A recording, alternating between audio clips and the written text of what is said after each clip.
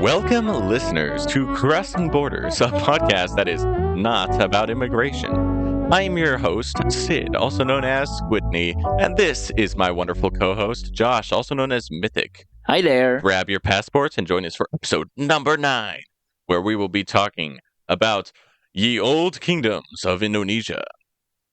But let's first catch up with each other's weeks. So, mythical magician, aka Josh, Yes, the Sid, what's expert up? of all kingdoms. Oh yeah, Um, that's yeah, me.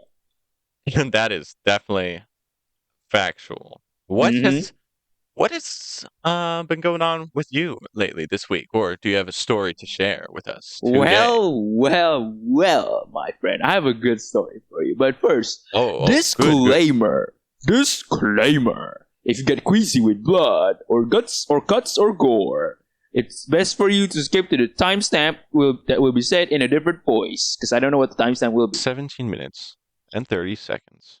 Anyway, my Uh, story is a traffic accident I got into. This is my first time in a traffic accident, so it is ah, a very a daunting experience, a daunting and a life threatening experience for me. I almost died. Yep, that's right. This happened 3 weeks ago. I wanted to tell the story 2 weeks ago when me and Squidney was gonna do a recording, but there's some things happening in the background, so yeah. it's delayed till now. But I can finally talk about it, and man, I can still remember it sort of vividly, but not really. I remember I mean, it was a few weeks ago. yeah, it was a few weeks ago. I went out of my house, riding my motorbike, as per usual. I was wearing my helm, and I was wearing shorts at the time, because like, yeah, it's like it's a short distance, and I should be fine, you know. Yeah. Maybe I was too careless at the time, but I can't remember, to be honest. I came out to pay the water bills to the government. So close Yeah. to my house, there's like this government building where you would like park your motorbike and queue up to pay your like maintenance, safety, and water bills. So I went Yeah. there, brought the money with me, paid. It all went well. There was like the queue wasn't long as well, so that's nice. And I went home, and on the way back, I was in an intersection, and Uh-oh. I was turning a right, and I don't know where this guy came from, but man, I was hit from the left. Um, my leg was injured. I don't remember. To be honest, I don't remember much of what happened. Like when the crash happened, I did not remember a thing. I just remembered my life flashing before my eyes, Okay. and falling to the concrete and asphalt. I think concrete. I know. I mean, it's asphalt. Yeah. Asphalt. Yeah, that's the word. Whew, English. Asphalt. It was the rough type of asphalt, so it was painful to get dragged while Oh, being ouchie. you know, I fell over, so the bike was on top of me, and since at the time it was like sort of moving forward, so my leg scraped the sharp asphalt, and but I consider myself lucky, to be Yikes. honest. Thank God Yeah. my head was fine. It was sort of like weird Oh. because the only parts of my body that were injured are both of my legs. My hands were fine. There was like nothing wrong with that. I'm like, there's like these Oh, like that's small weird. scratches and like some part of the skin that came off, but you know, it's easy to heal, right? Right. Yeah. Anyway, Yeah. and my head and neck was fine, so that's good to know. Thank goodness. I Yeah.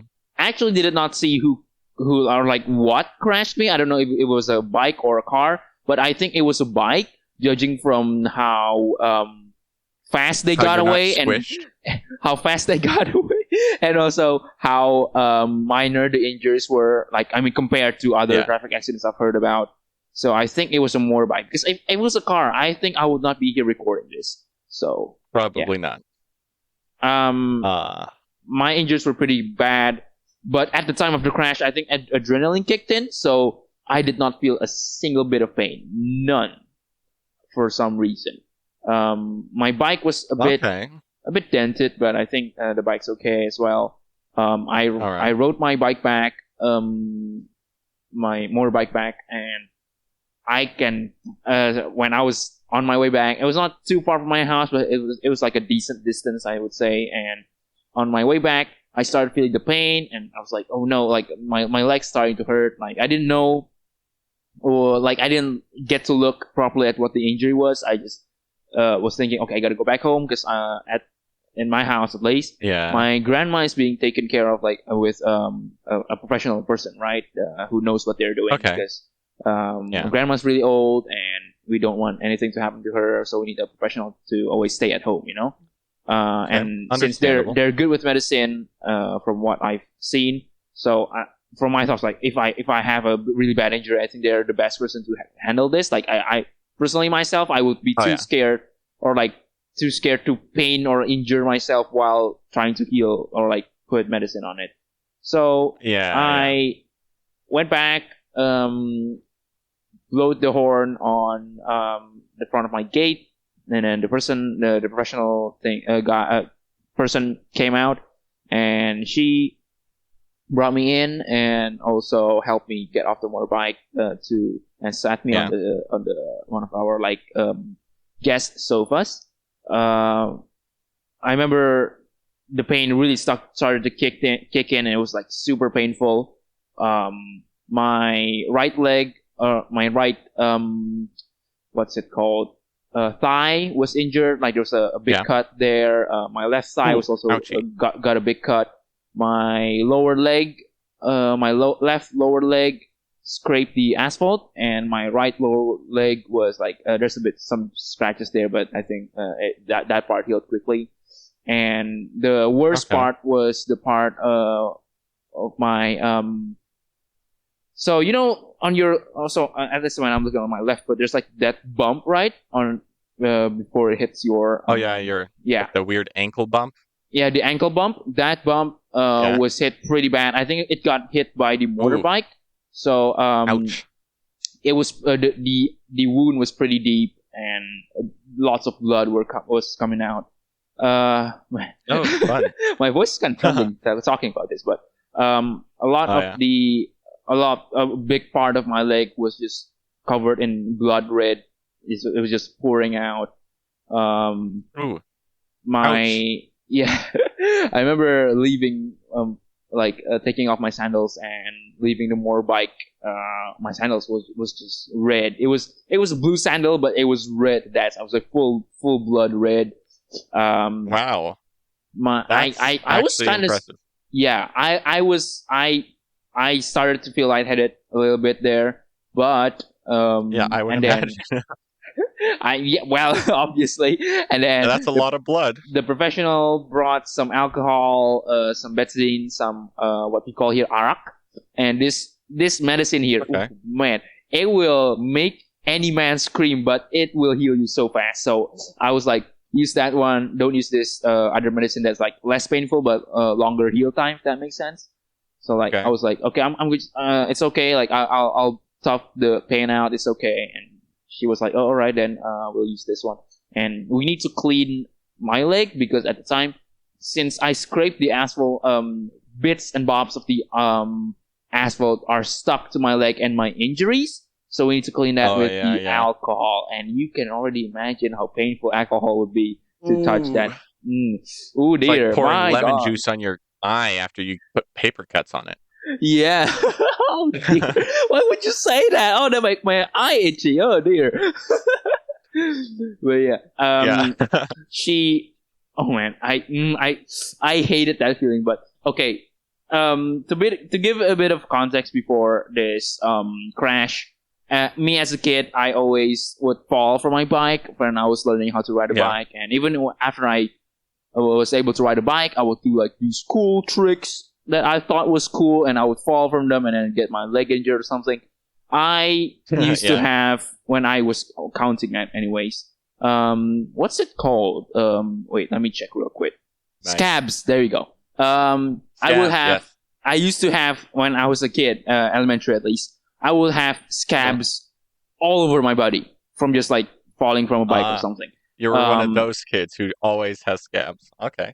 Yeah, I believe my biggest count was 99 scabs. I'm not joking. 99 scabs. What? Yeah, I'm not joking. I'm 99. serious. I'm serious. So, all over my arm, Dang. both of my arms and both of my legs when I was elementary. So I was pretty like used to pain or like used to falling off a bike. But this was the whole different thing, right? It's like a high speed traffic accident. So it's a different one. But still, Yeah. I was like used to being or like used to feeling Just about. pain and also having alcohol hit my injuries, but still that pain that day, my gosh, that was like one swipe and like I remember I was screaming so hard. And since I was at the like a guest room, so that's like the outer part of the house, right? So I believe my Yeah. my neighbors could definitely hear that I was like screaming painfully for like at least an hour there from just like cleaning the asphalt from off my leg. Ouch. Yeah, Big ouch. How are you doing now? I'm okay, thank God. But back then, I remember cleaning off my lower leg part was the hardest thing I had to do in my life so far, anyway. Because it just feels like it's never ending. The dirt and the asphalt pieces were still in there. Yeah. And thank goodness, like most of the injuries I had are more of service level. Thank goodness there were Yeah. none that were like my bone didn't fracture or anything. So like that's a miracle for Oh, that's me. good. Um, like the cuts on my thighs were still painful to like hit alcohol and the arak thing that I was talking about, but still Yeah. a lot less painful than the lower leg that scraped the asphalt. That one, oh my gosh, that was hurt. Yeah, that sounds Oh really man. painful. And yeah, Injuries would be so much easier if they didn't get dirty because you have to clean them out, which is all, like yeah, the worst part. that's what I was talking about. And um I had to pause on the clean. I had to ask the professional to pause on the cleaning because my other part, the little bump on the ankle thing, it was like spewing Hmm. blood nonstop. So because Oh, apparently the cut was pretty deep. I at the time did not look ouch. at how deep it was because I had took off my glasses from just like not scrunch, like cringing from the pain. So I had taken off my Okay. glasses, and Yeah. since I have a no, I'm minus. I can't look, so it was blurry for me at the time, so I don't know how deep the cut was, but it was pretty deep, Understandable. and it was like pouring blood, like pretty quite a lot of blood. So we had to clean that one up first. Okay. But that one was also really painful. Not as painful as the scrape with the asphalt, but still very very painful compared to the other cuts that I had from the crash. And yeah, it's been 3 weeks now. From the first week when I finally could go back to work and study again, because a week from the crash, I remember on the day of the crash, I was streaming. I was insane. I don't know what goes on in my mind there, but Yeah. I was gonna man, say, and then you live stream. Like he literally, we were waiting for his live stream, and he was late, obviously, because he got in a car accident, uh, or a vehicle. It wasn't a car accident. It was a more bike. vehicle accident. Um, but a few of us were waiting in the chat. We're like, oh, where is he? Did he forget? I wonder. And then he's like, hey guys, I'm running late. I got into an accident. And we're like, bro, just cancel the stream. And he's like, no, it's fine. It's fine. And then he streamed. Anyways, I think at the time I this just like man. felt bad for making you guys wait or something. But yeah, I think I should have prioritized my well-being from just like instead of streaming. I was insane. Probably. I don't know what went on in my But, head that time, but yeah, I'm fine now. I mean, the stream might have distracted you from the pain a little bit, I think while it so. was Yeah. still I mean, I fresh. couldn't walk anyway, so I had nothing to do. I can't I sleep mean, what else were either you gonna because like if you're asleep, you would Mhm. like be laying your legs, right? I can't do that. So like I had nothing to do anyway. I think that's why I stream instead because like I have nothing to do anyway. I can't do. I mean, it's Yeah. painful. I mean, it's still hurting, but I can't do anything anyway. So might as well, It's not like I'm gonna go for a jog. Yeah, might Um, as well. Yeah, and then for the next week, I work from home. I studied from home, for like an online class or something like that. And Yeah. then the week after, most of the injuries were already healed. Some were turning to scabs.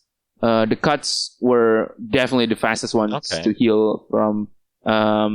The scrape and the deep cut in the ankle bump are the ones that are very, very took a very long time to heal.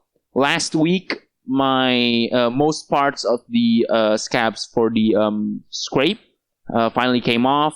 I kind of like scratched them to came off, but then I was like, it was getting to the stage where it's starting to heal and it's starting to get really itchy. You know that part of the healing process. Oh dear. Oh yeah. Oh dear. Where you On the just want to early pick at them. yeah, on the early parts of the scab, I know I couldn't like scratch them because they were still like literally when I was walking, I had to limp because of how painful it is to walk. But Yeah. after a while, I just like start scratching it, and some parts of it fell off, and it finally healed. Now it's fully healed, but like there's definitely a scar there. On Battle but wound.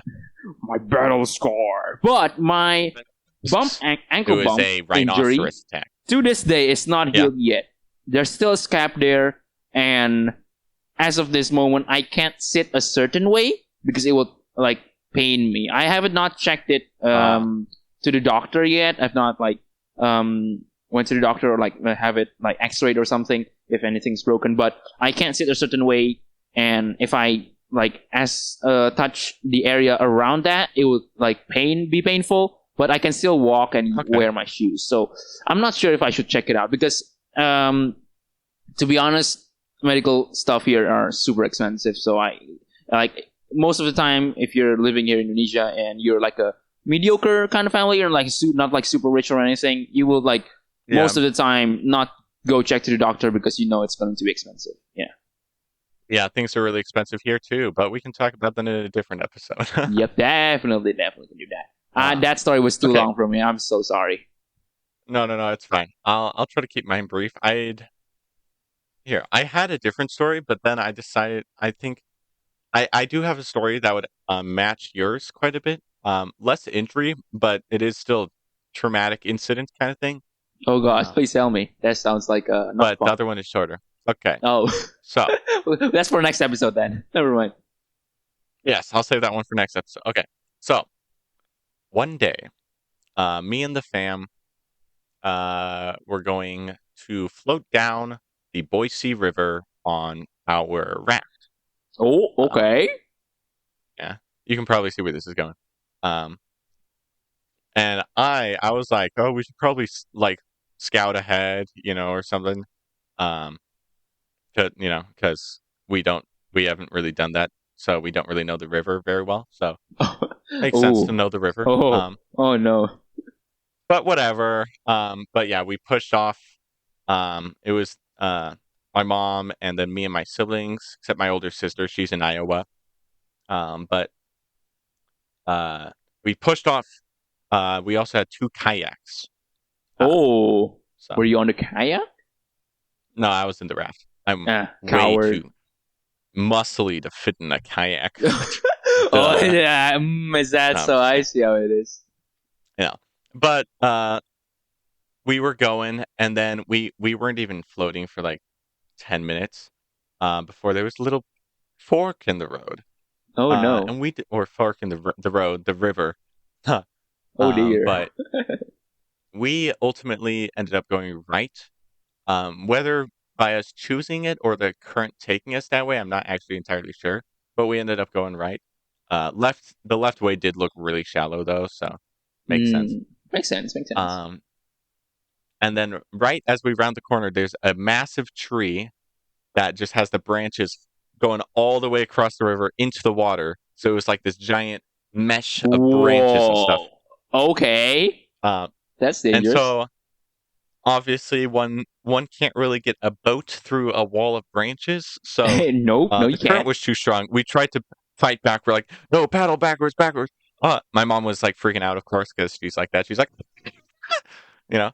I can't. And then I was I don't think stoic and Discord silent. registered your voice there when you were impersonating your mom. Okay, wait, let me try again. She was like, how was that? There we go. Okay, I did that directly into the mic. So, um, and then I was silently stoic. I'm like, Oh, I know what is about to happen. I'm Oh, strong. I'm so manly. But no, I was actually just like completely like calm and chill. I mean, I wasn't calm, but I was acting calm. You were But on the acting inside, I calm. Okay, knew I was like, uh-oh. it's so different here. Okay, you were Yeah, I'm acting calm. like on the outside, I was calm, but on the inside, I'm like, I know what's about to happen. Oh no, oh no. Oh Like my dear. mind was just racing through all the possibilities. It's like that meme with like the lady like thinking, and there's just like numbers everywhere, like flying around. That was me. Um, and then we hit the branches, and we kind of stopped for a little bit, just hit the branches, and then the boat started tipping as the current pushed the side that wasn't against the branches down. Oh Um, no. and then it flipped the boat over. And Well. we all went underneath the tree and out to the other side, and the boat did, and all of our stuff too. Um, I did manage to grab my mom's water bottle because it was floating. That's So nice. I was like, it was right there, so I was like, what, I'll just grab it. Not litter the And river. then yeah, and then we're like, oh no, no, oh, or my mom was like, you know, still yelling, and I was just like, okay, I'm a master at this. I can't swim, by the way. I should just make Oh. that clear. I'm very bad at swimming. Uh, Ha! Ha! Yes, you can swim. I can swim, so that's nice. Yeah, let's nice. go. Um, but I was wearing my life jacket, so Oh, by the way, that's by why swim I'm I mean not like dead. flapping my arms. Yeah, that's swimming, right? Yeah, yeah, yeah. I can't even doggy paddle to keep myself afloat. The only thing I can do is like lay on my back and like drift across the surface of the pool. Oh my gosh, But I haven't that's done that in you. forever, so I don't even know Okay. if I can still do that. But Yeah, I can do like the back and the doggy paddle one. yeah. But anyways, that's beside the point. So we managed to get to the bank, and we got everyone. We're like, oh my goodness, we're all here. Um, and we got the raft and all the kayaks. The only thing we ended up losing was my brother's glasses, um, which is unfortunate, because glasses aren't the cheapest thing. They're not super expensive, so They are very expensive here. My gosh, losing them would be nightmare, a fortune. yeah. I'm pretty sure we have like some sort of deal that we get them like some discount on second pair or something. Ah, Some I sort of see. like insurance thing. Okay, okay. But anyways, um, and so that was part one. So part two, we realized we were on an island in the middle of the river. Oh, now you gotta survive. Yeah, You gotta be yeah. on top of the food chain.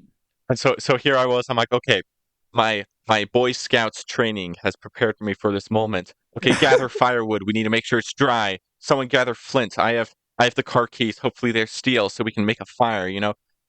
Those branches. Here's some saplings. We can make rope. We'll make a little. Oh No, my I'm just kidding. That gosh. that. Minecraft skills uh, put into work. Let's go. in real life, no. Punch the tree. But I don't know when it happened. I was watching my siblings for a bit to make sure they weren't like having panic attack or something. They were all shooken up, but they were fine. Um, I'm pretty sure they were in like mild shock, maybe, but I mean, they they didn't die. They were fine. And You're at this point, fine. the trip had gone, in my view, from a boring rafting trip to an adventurous river rescue. And I was like, the adrenaline was just coursing through me, and I Oh felt my. good. I'm like, oh my goodness, this is great. This is Oh terrible, dear. but I feel great. Um, Okay. and Oh, that's kind then, of funny. Oh dear. fortunately, right on the opposite side of the river, there was a RV um, camp town trailer park. A Oh. trailer park. That's what. Okay. Um, so essentially, a suburbs made out of entirely mobile homes. Yeah, yeah. And I see. so I see. there's this guy. He's like, hey. We'll help you out, and he had this grappling hook, Oh my god. and Yeah, let's go. he tied it to a length of rope and he like threw it over, and we spent like half an hour to 45 minutes trying to figure out how to get the rope completely across the river. Um, Oh no. because we would try to throw it and it wouldn't go all the way across, and then we were just like brainstorming. Eventually, we managed to get the grappling hook on our side. Um, and when I wrapped it around a tree and like locked it in place using the hooks, on the rope. Oh my gosh, it sounds And like then it's on the something from like a opposite side, movie or adventure. This is so honestly, fun. honestly, it felt Sounds it so felt like cool. some sort of Jungle Cruise movie. Dwayne Yeah, Johnson should have been there. That's how it was. definitely. And you're the Dwayne Oh guy. yeah, Yeah. Except yeah. I'm Dwayne. you're not bald yet. How do you know that, huh? But Oh. anyways, the other guy tied his end to the tree, um, and they were figuring out, oh, we should walk across. We hold it and like do arm over arm, like floating in the river kind of thing. And I'm Oh like, my here, guys, gosh. I'm a genius, big brain, big brain. Why don't we take the raft, and use the raft as like a ferry across, like they do in like pioneer times with like rafting Uh across carts. yeah, okay. I Um, see what you're going for here. So we Okay. would use the rope as a guide, and Uh-huh. then the raft as to get across the river. That's nice. That's And so very what we smart. did, is we actually ended up, because the raft has like this rope going around it. So if you do fall off, you have something to hold on to. So that's how we stayed with the raft. We held onto the rope. I But what we see. did was we looped the rope with the grappling hook through that so that it wouldn't just float away. Okay, that's Um, good. Probably That's not good nice. for either ropes to have that much friction, but It's uh, fine. The the ropes are survival is less the most important important than part. yeah. And so I took them across one at a time. I was the ferry man. Um, so I was taking the arms and like pulling the boat across, fighting against the friction and the drag from Showing the off your rope and the muscles like, river pulling us oh, down, and just dragging the yeah. weight of me, my Oh sibling, and the yeah. whole boat across the river, and then back, and forth until I got everyone across. Um, This is like the riddle, like a guy can ferry two persons at a time, and there's like two cows, two cats, or like two not two cows, two lions, and two grass bundles. That kind of yeah, riddle. It sounds like that. yeah, yeah. But no, we eventually got everyone across. Uh, we almost lost one of the oars, but I did manage to get it. It was underneath another tree, so I had to like crawl through like spider webby branches to grab it. But I mean, I didn't want to have to like help my mom shop for another oar because she would spend like 2 hours researching oars and then go like, "Oh, I have these two. They're the same price and they look the same, but I don't know which Oh one my to get." I'm like, "Ah." god. I can so So I much decided relate to to save that. My myself that god. pain. Yeah. Um, But because you're also a and strong man with big muscles. yeah. Yeah. Yeah, the bank of the river right there, like the edge, was not like natural, like dirt or gravel or anything. It was a very like Oh, foresty river, so like tons of rocks and branches and trees just like all along the coast or I the see. bank. And right there was just tons of blocks of concrete making up that portion of the bank. Um, so yeah, my foot went down like underneath, like underground. There's like a little hole just big enough for my foot to slip Oh, down all the way up to like my knee.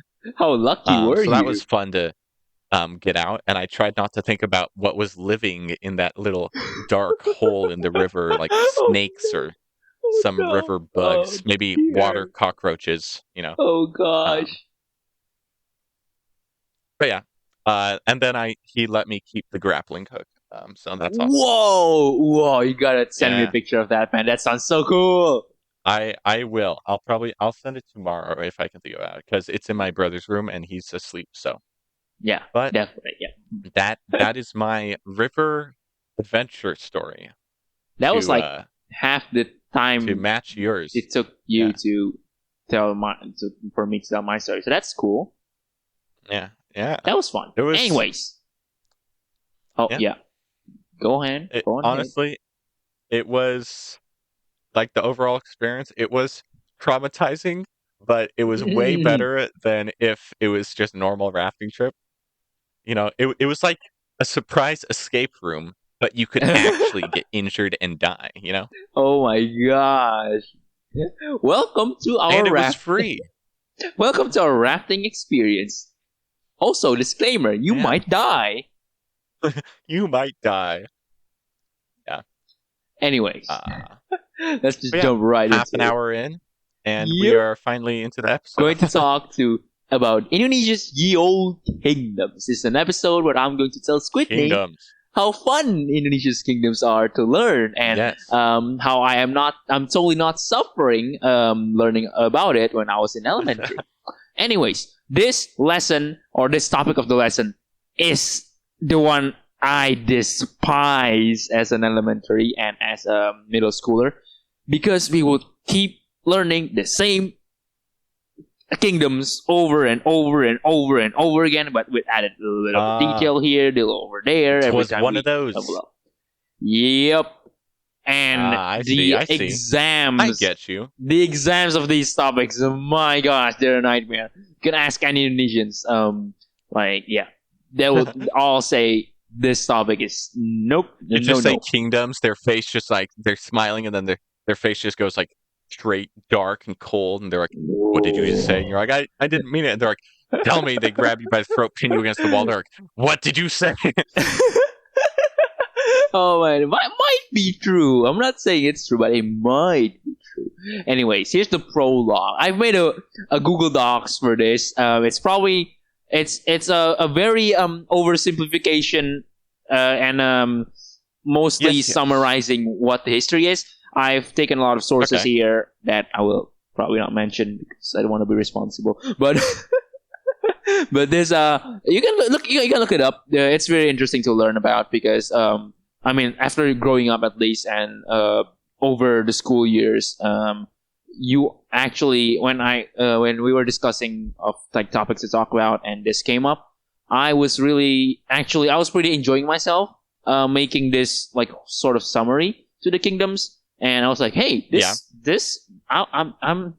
this is like me back in 5th grade doing my homework. I can't believe I'm doing it on my own of my own will. This is insane, you know? Throwback.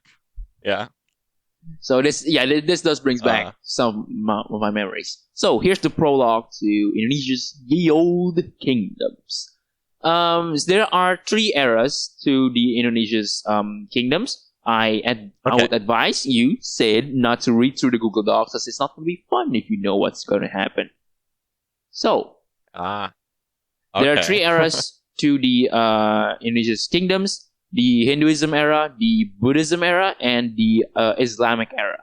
So it's like sort of in order, but not really. Some of them happens at the same time or like in the same period because of immigrants and traders who came from other countries back in the day, like 500 AD or like 400 AD. So it was a long, long time ago.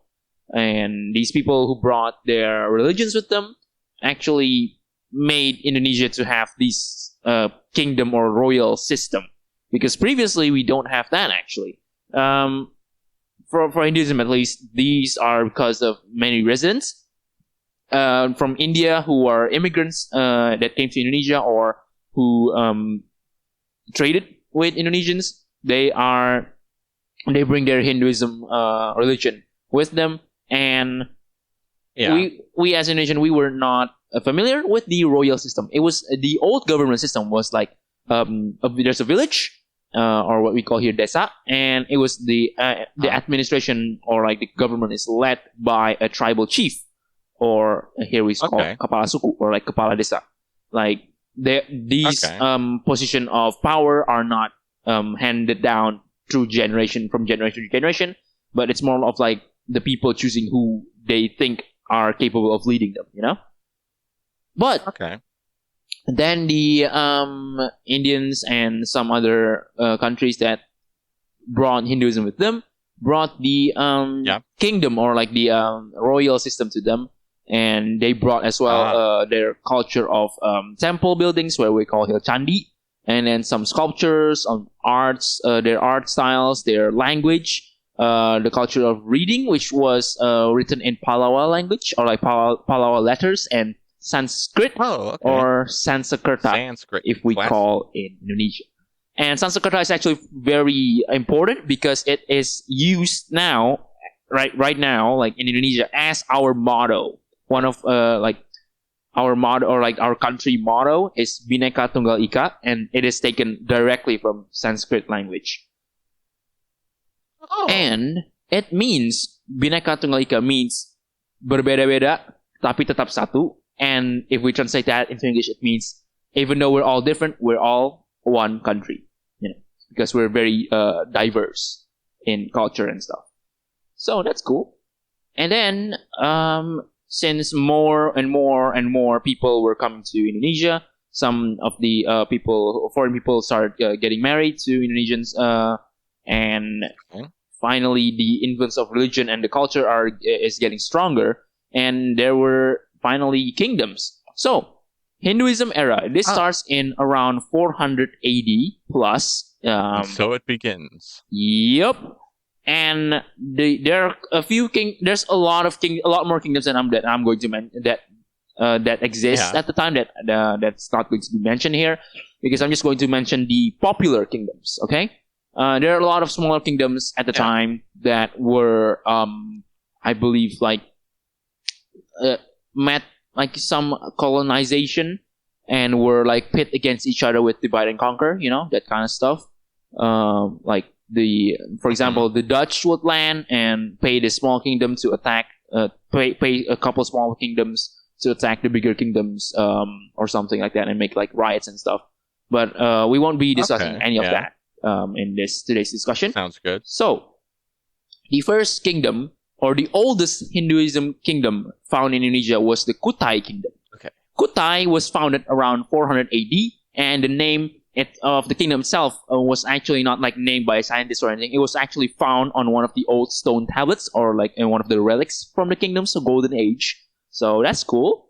Like they actually came up with an original name, like not from the scientist or anything. And it was located in the banks of the Mahakam River in Kalimantan, or in Borneo, on the east side. So the first king, his name is Kudunga, but the famous king is named Mula Warman, and he is actually the grandson of Kudunga and the son of Aswawarman, the second king. Okay.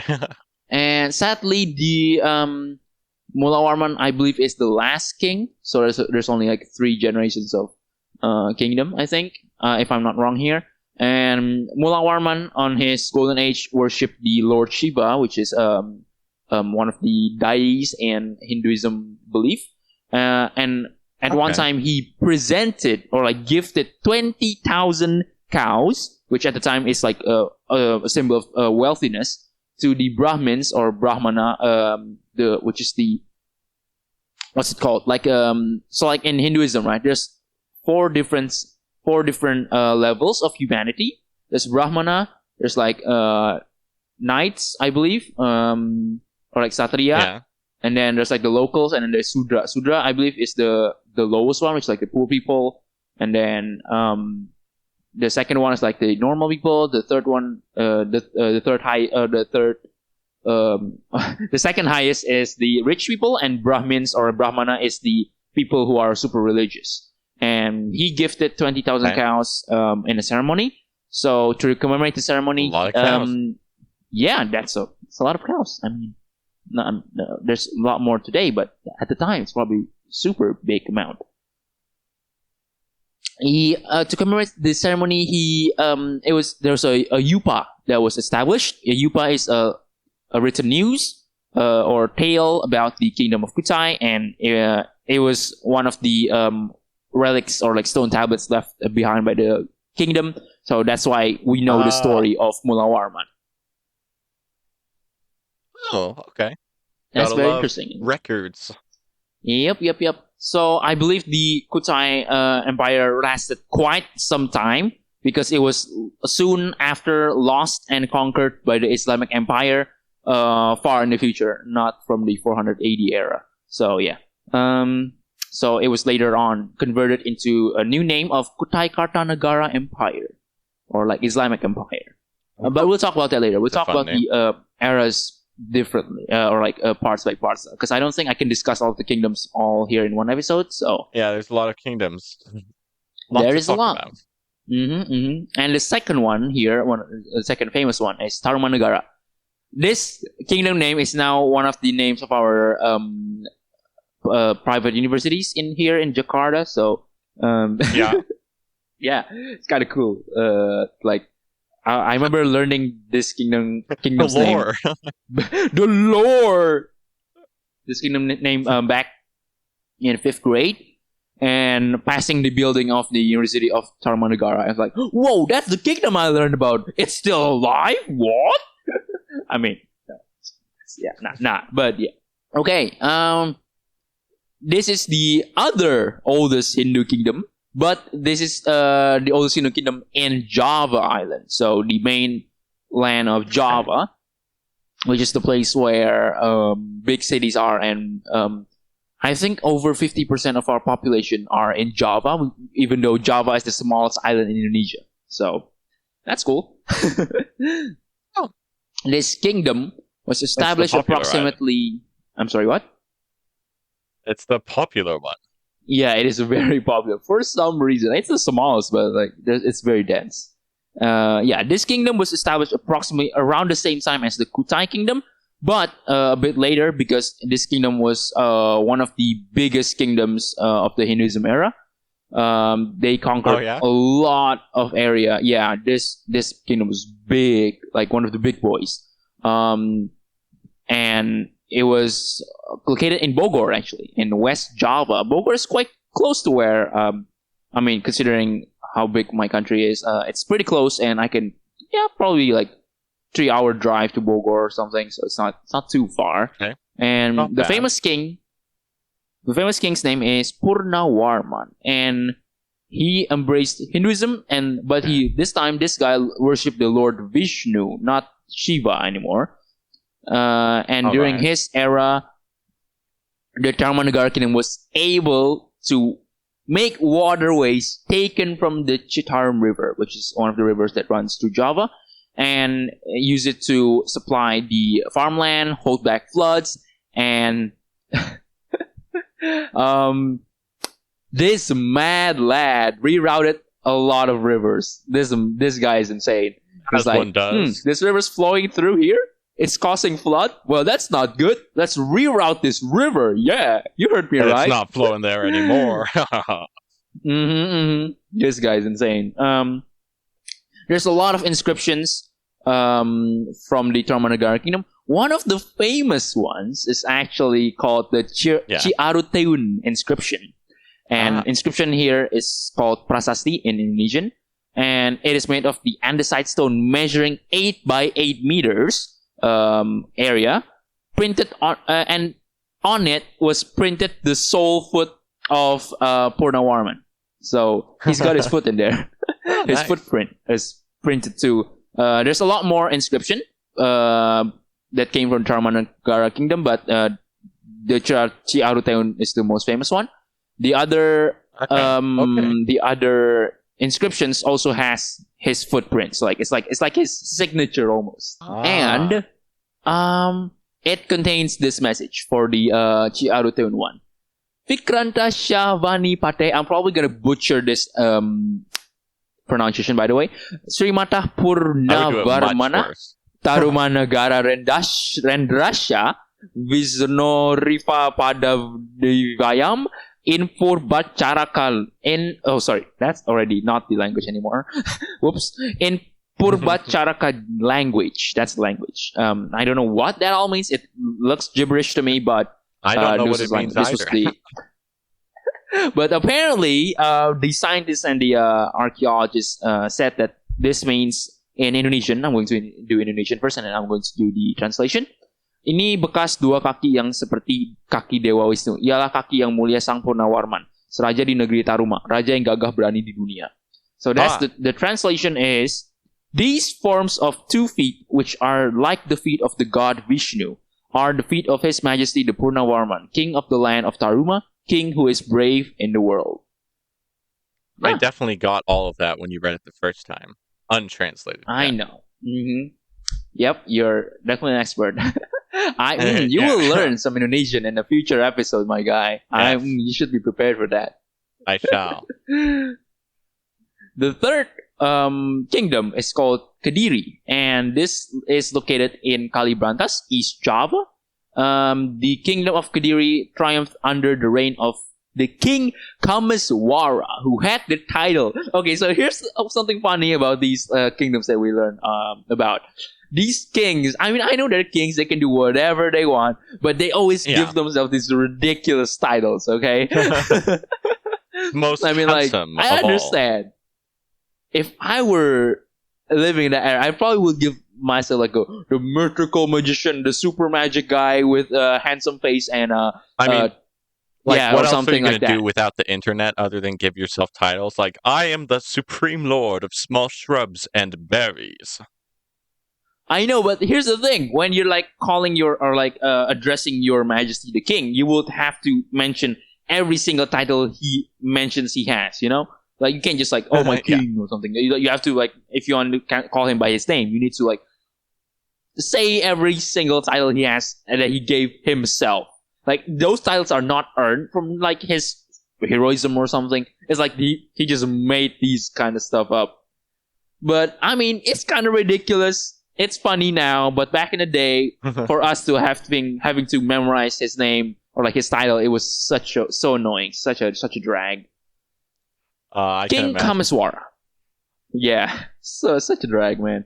King Kameswara had the title Sri Maharaja Sidikan Kameswara, so that's fun. Yeah, and I forgot what Sri mean, but Maharaja means like the King of Kings, sort of thing.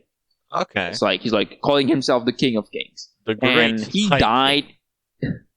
He died. totally not boastful or anything. You know, he's a very good humble guy. man. Humble I would say. Very humble man. Yes. He died though. That's sad. He died in 1130, and his successor was Jayabaya, and he is the greatest king of Kediri. So even though Kameswara called himself the King of Kings, the Maharaja himself, but he was not the greatest king to be remembered. That's such a shame. That's a sort of he shot himself in the foot there. His successor, Jayabaya, is the one that was called the greatest king of the kingdom of Kediri.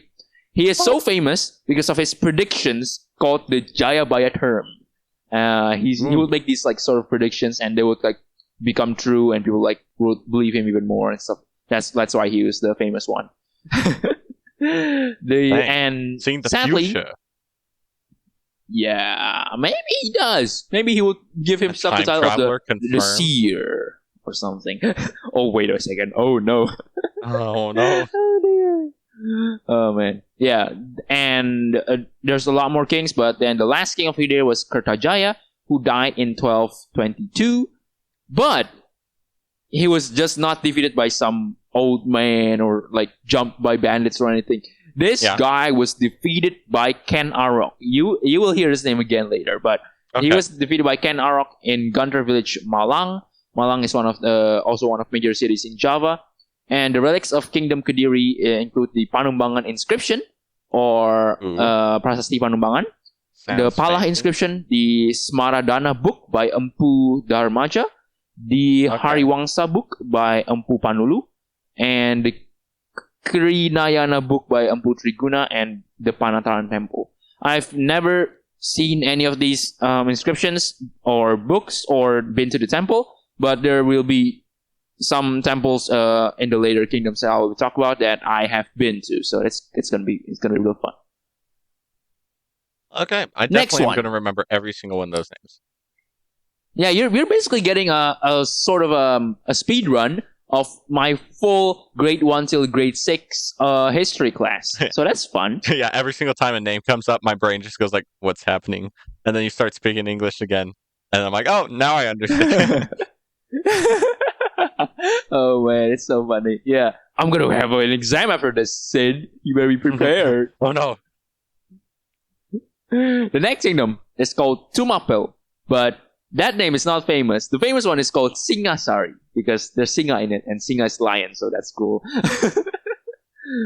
The Singasari kingdom was located in Singasari. Who would have thought? Am I right? Who would have thought it was located in the name of the kingdom? My gosh. Kind of. It was also subtle. It's also in East Java. and the extent covers the area of Malang now. So it's pretty big. One of the big ones as well. The Singasari Kingdom was founded by Ken Arok. You see, this guy who defeated the what's it called, the Kediri Kingdom, and it was built on 1222 from the day he destroyed the year he destroyed the Kediri Kingdom until 1227. So he only reigned for 5 years, but I think he enjoyed those 5 years of his life. His successors, probably. His successors were Anusapati, 1227 until 1248, and then Panji Tohjaya on 1248 till unknown, and then Ranggawuni from 12. Oh, actually, never mind. Panji Tohjaya only reigned for 1 year. That's just bad, man. What were you doing? The next one was Ranggawuni. Yeah, it probably is a bad leader or something. It's not, I don't think it's even a year. It's like, yeah. So Ranggawuni reigned from 1248 to 1268. So that's 20 years. That's pretty good. And not bad at all. The last, not bad at all. I agree. The last king is Anusapati.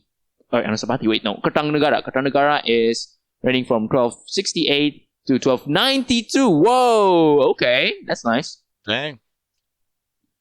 And yeah, the legacies of Singasari's greatness include Jago Temple. Jago means like great, or like what's it called? Like a hero? Not exactly a hero. Jago is like you're very good at something. Okay. So that's weird to see it as the name of the temple. As the tomb of Wisnu Wardana. Yep, no. Jago Temple. Oh, it's the tomb of the son of Anusapati. Okay. And right. Anusapati himself is actually the father of Kertanegara, which is the last king. Singasari Temple and Jawi Temple as the tomb of Kertanegara, the last king. And he also gave himself Sri Maharaja Kertanegara as his title. Like, yeah, I'm now I'm the king of kings. That's right. That's me. That last guy, ignore him. That last guy, he's a fraud. Me, nah. Not I.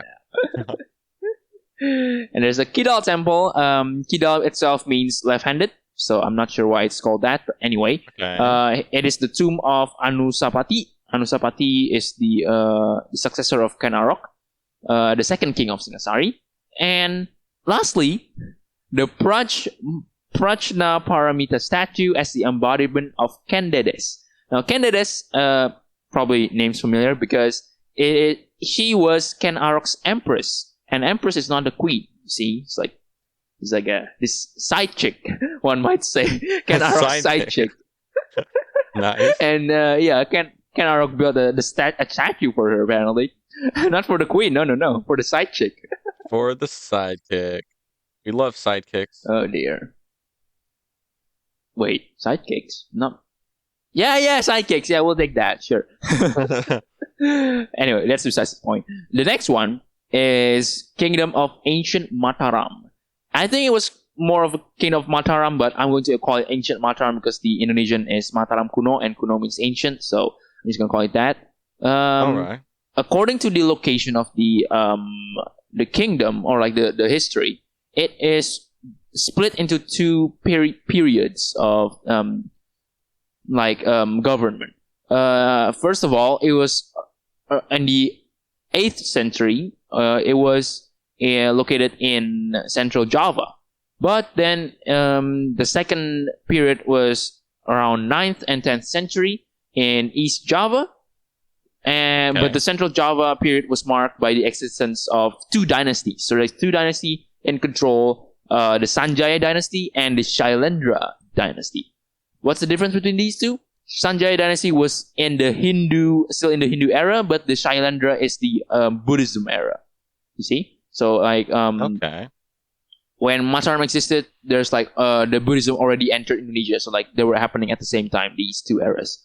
So yeah. That's why the Mataram kingdom is split into two government. One's the Sanjaya and one's the Shailendra.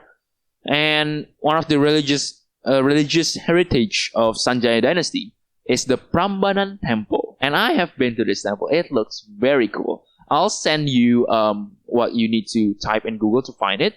You can look it up. It's very cool. It's like these tall buildings, tall temple buildings.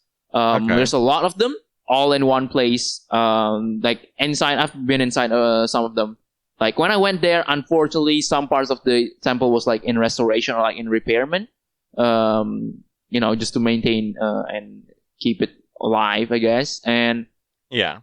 it was very cool to come there. It's like, whoa, these stuff are huge. How could they build this? I've seen pictures of like, that. Oh, you've seen these? Yeah. Okay, that's interesting. I thought to know. I knew what you were talking about, Yeah. and I was right. Yeah. The fancy, Yeah, cool because Indonesia. Prambanan is one of the famous ones. Yeah, Prambanan is one of the famous ones. I've been there once, but it was like on a road trip, so we drove from Jakarta all the way to Jogja, I believe. Or did we ride a plane? I can't remember. Anyway, that's beside the point. Prambanan, they have like all these statues or like sort of like what's it called? Like carvings in the walls and in the like streets, on the roof. Yeah. Very delicate carvings of depicting like the war or like the civilians or like the life of the locals. It was kind of cool to look at, and I took a lot of pictures there. The temple was big, and it was big. I mean, I only went to like half of it because the other half was like in restoration or like maintenance, but it was huge. Dang. But there's another one from Mataram, Shailendra dynasty, which is the Buddhism one, the Buddhism era. They left the Borobudur temple, and now this one's interesting because the Borobudur temple was actually not found until the British came to Indonesia to colonize us. Okay. One of the British like leaders, like he was really into Indonesia's culture and history, so he just like dug up a bunch of hills and just to look for stuff, I believe. And it was so like pure luck, I think. He dug a big hill in around Jogja and found a big Borobudur temple. I'm going to send you I'm sure you've seen this as well, but this temple is huge. You guys can check it out. It's Borobudur temple, or like Chandi. Chandi is Candi. And man, this thing it's like a pyramid, but with a lot of like these smaller domes. It's actually really cool to look to visit. Like it's very, very, very, cool. Very big. And it does look very big. You know, and when you look at the scale of it, by the way, Sid, it was previously a hill. So no one knew it was there. It was a hill. Dang. And this British guy came colonizing our country, and he was like, "Oh, what's this rock sticking out of the ground? Oh, it's a big temple? What?" Aww. It's crazy. Kind of, yeah. Very good, very, very cool, indeed. But no, that is really cool. Anyways, I know, it looks so cool, doesn't it? Oh dear. The kings of Mataram, there are a couple kings of from the Mataram's ruling age, and their names are kind of funny. I can't stop myself from laughing. Okay. The one of the first or like the founder of the first dynasty before it was taken over, which was the Ishana dynasty, and his name is Empu Sendok or Empu Sindok. And it's funny because sendok is spoon in English. So that's funny. when I translated the document, so like I can tell it in English better. So blame Google Docs if there's any misspelled or like mistranslation. Yeah, obviously. When it translated it was like Empu spoon. It was like bro moment. Oh man, he's like that's hilarious. Because like it's funny because Empu is like a title for like someone who's great, and it's like Empu spoon. It's like the great spoon. The great bro Oh moment. dear, so funny. Oh dear. He reigned from 928 AD to 947 AD. So that's a pretty lengthy one. Not as long, but hey, it's pretty good. And he gave himself the title of Empu Sendok Sri Isyana Tunggadewa Wijaya. Yeah. Dang, that's a lot.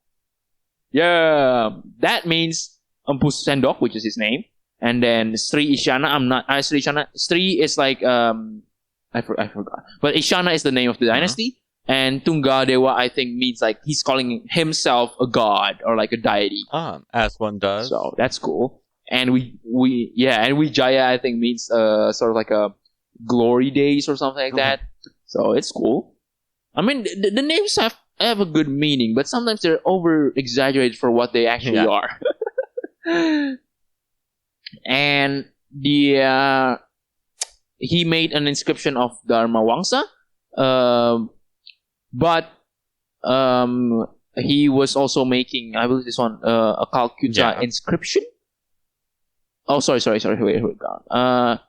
the news about the administration of Empu Sendok did not progress through the Calcutta inscription until the name Dharma Wangsa appeared. Because Dharma Wangsa is the next king. Yeah. He made an attack. He was famous for making an attack on Sriwijaya. Because Sriwijaya is one of the biggest, and I mean one of the biggest kingdoms to ever exist in our country. Sriwijaya was I'll discuss later on, but Sriwijaya is the one of the biggest kingdoms in the Buddhism era, and he tried to attack it but failed because, of course, I mean, technically he succeeded because he's trying to seize the sea trade, like sea trade route or something, because Sriwijaya was like conquering the part around Malaysia and Singapore as well. So that route from like below Indonesia to like China or anything, it's like they have to go through there, right? To the small part of the ocean there, and it was like under Sriwijaya's control. So Dharma Wangsa, the king of Mataram, was like, I want that land as well, and I want that route especially. So he attacked. And he actually won. Succeeded in controlling Sriwijaya in 992. But then Sriwijaya launched a counterattack, which resulted in destruction of the kingdom and his palace. And Dharma Wangsa himself was killed. So that was a bad move there, my guy. Kind of unlucky.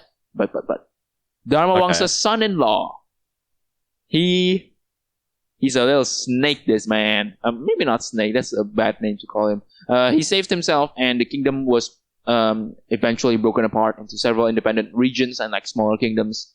And yeah, this incident of Dharma Wangsa who died happened in 1016, and that's the year he died. Yeah, so just 1 year after he ruled, after he reigned as king, he attacked Sriwijaya, which is one of the biggest Buddhism kingdoms at the time, and then around almost 20, like maybe 10, like 10, 13 years later, Sriwijaya launched a counterattack, and he was like, "Oh no, guess I'll die." Yeah. The next one is the next king in starting 1019 to 1042. Oh man, that's a pretty long reign or like time as king. He was crowned king. His name is Erlangga. Erlangga, the name itself, is now the name of one of our public universities, so that's cool. He crowned the king after going to meditate in the forest for 3 years. That's right. So maybe, Sid, if you find a forest, go meditate for 3 years. You'll become a king. Literally. Sounds good. King of America. Let's go. That's gonna go well. But the kings, he was like rejected almost by the kings of the smaller kingdoms around him, and he did not want to recognize him as the king of the bigger Mataram kingdom. But then he was like, "Oh no, I'm going to conquer you all." So he conquered all those smaller kingdoms and succeeded in reuniting and the divided kingdoms in 1037. So that's cool. And later on, the royal capital was moved to some Well, that's place. how it's done, I guess. Yeah. And after the kingdom was intact again, policies were directed at improving the economy. And as an agricultural kingdom, Ah, they improved the irrigation, the rice field stuff, and finally developed trade with some other kings here. Can't bother to mention. And then to replace him as king, Erlangga has prepared his daughter, named Sanggarwijaya. However, his daughter had no interest in becoming a king and chose to become a hermit. And she's now in hermitcraft. No, that's just kidding, by the way. In order to prevent a power struggle between the two sons of Erlangga, and his concubines, see, not even the queen again. These guys, my gosh. They're like, They're well, queens. in the old ages, might as well have Well- like 1,000 wives, but that are not really our wives or something. My gosh. Yeah. The kingdom was divided in two, Jenggala and Kediri. So this Mataram kingdom actually predates Kediri because Kediri is finally built after the fall of Mataram. Yeah.